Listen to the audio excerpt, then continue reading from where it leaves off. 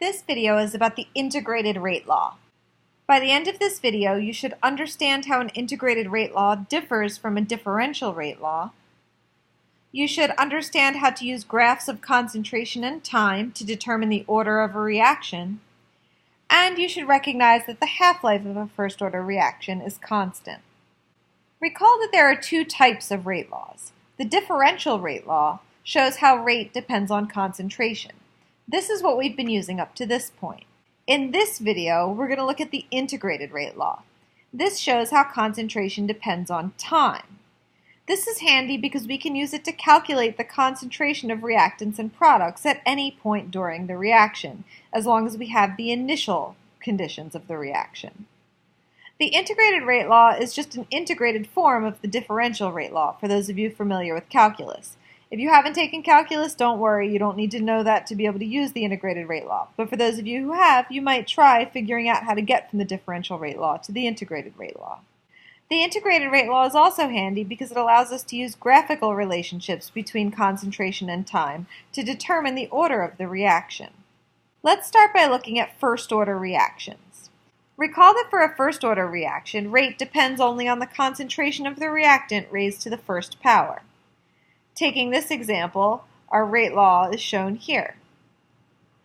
This tells us that if the concentration doubles, the rate doubles, or if the concentration triples, the rate will triple, and so on and so forth. They're directly proportional.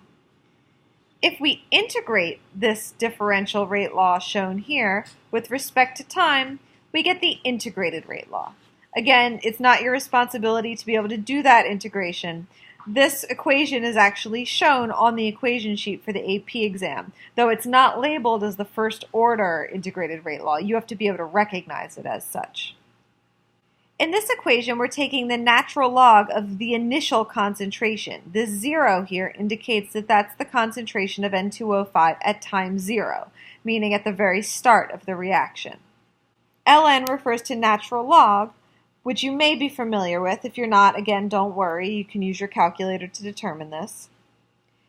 And T refers to time. So, if we know the initial concentration of our reactant, our value for our rate constant, we can calculate the concentration of the reactant at any time during the reaction by plugging in the time into this equation. The general form of the integrated rate law is shown here. It's written on your AP equation sheet in this form, so don't let that confuse you. I just prefer to use this form because it shows the y equals mx plus b format. But these are the same things, algebraically rearranged. Notice that natural log will occur in the first order integrated rate law. When we write the integrated rate law in this form, y equals mx plus b, a graph of the natural log of the concentration of A versus time should give us a straight line. We can also do this process in reverse. If we graph the natural log of the concentration of the reactant versus time and find that we get a straight line, we can then determine that the reaction is first order with respect to that reactant. Here's a sample graph showing the natural log of the concentration of A over time. You'll notice, as expected, that this yields a straight line since it's a first-order reaction.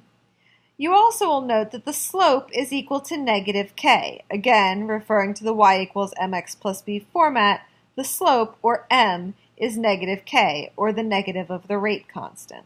Here's a sample question to practice using the integrated rate law. Pause the video here, and be sure to use your calculator for the natural log function. If you don't know how to do this, ask a friend, or I can show you next class. When you come back, I'll reveal the answer. Welcome back. Here's the answers. You'll notice that we simply filled in values into the integrated rate law and calculated algebraically. Now let's look at rate laws for second-order reactions. A second-order reaction is a reaction in which the rate depends on the concentration of one reactant squared or the concentration of two reactants, each raised to the first power. However, as we mentioned before, we're only going to look at reactions with one reactant in this class. So this will only be the first case, one reactant squared. Here, if we integrate the differential rate law with respect to time, we get an integrated rate law that looks like this. Again, this is in y equals mx plus b format. This is how you'll find it on your equation sheet. You should be able to recognize this as the second order integrated rate law in your equation sheet because it has 1 over concentration as opposed to natural log of concentration. Again, if we graph our y value, 1 over the concentration of A, versus our x value, which is time, we should get a straight line. Here's a sample of such a graph. You'll notice that in this case, k is positive, so our slope is equal to the rate constant, as opposed to first order in which it was equal to the negative of the rate constant. Finally, let's look at zero order rate laws. Recall that zero order reactions are reactions in which the rate is independent of reactant concentration. If we integrate the differential rate law with respect to time, we get an integrated rate law with this form. Here we see that the rate does not change with concentration, meaning the concentration should go down proportionally as time progresses. Therefore, a graph of the concentration of A versus time will yield a straight line. Again, the slope will be equal to negative k, or the negative of the rate constant. Here's an example for you to try. Here you're given time and concentration data. Try graphing this time and concentration data the 3 ways we've seen. Either concentration versus time, natural log of concentration versus time, or 1 over concentration versus time. Whichever one yields a straight line will tell us what the order of this reaction is. Pause the video here and try creating those graphs on your calculator. When you come back, I'll reveal the answer. Welcome back. You should have found that the graph of 1 over concentration versus time yielded a straight line, meaning this reaction is second order with respect to NO2. The graph of natural log of NO2 versus time did not yield a straight line, which tells us that it's not first order. One last important note. Let's consider again first order reactions. We can also consider the concept of half-life.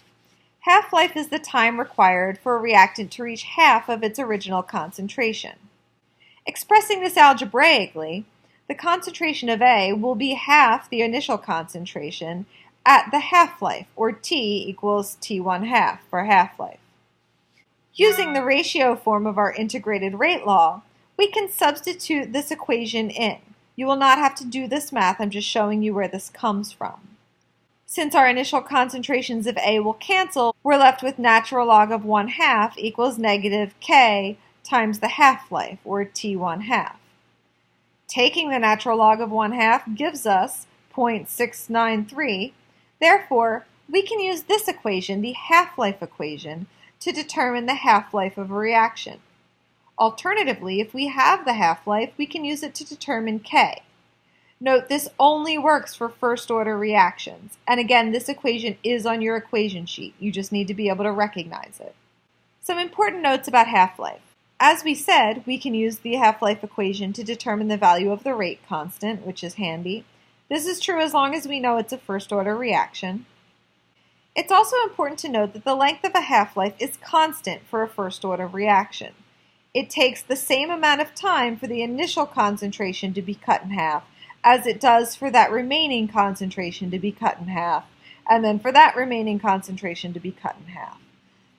Therefore, half-life is not dependent on the initial concentration. You may be familiar with the concept of radioactive decay. Since this is a first-order process, its half-life is constant. This concept can be used in things like carbon dating, where we determine the age of a fossil based on the ratio between decayed carbon and undecayed carbon. Here's a table summarizing everything we've covered for 0, first, and second order reactions. Notice that we've only covered half-life for first order reactions. This is the only one we'll look at. It's the only one that's constant, so it's the most useful for us. That brings us to the end of this video. Let's review our goals. First, we were reminded how an integrated rate law differs from a differential rate law, in that it looks at concentration versus time, rather than rate versus concentration. Then we looked at how to use graphs of concentration and time to determine the order of a reaction. And finally, we looked at the half-life for a first-order reaction, which is constant.